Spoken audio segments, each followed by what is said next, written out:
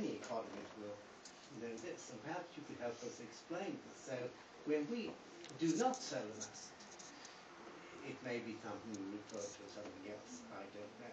But anyway, when we don't sell an asset, it's because we think that if we do, the markets will go down and the prices will go down. So if we are able to keep the assets and wait, prices will go up, which is what will be positive for the taxpayers in this country.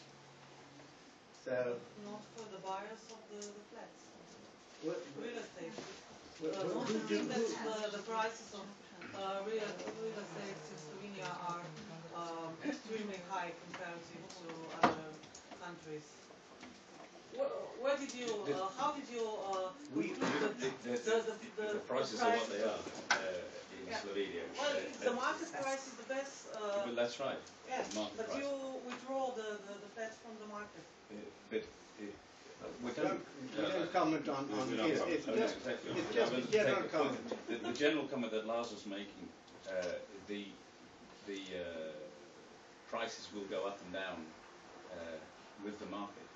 But if, for example, you believe that the market is being artificially forced down, for example, then there's a time when you say, no, this is not the right time for us to sell. And you take a view on what time it's right to sell. I think also we have to, we as a company, being that we eventually probably will own a lot of things.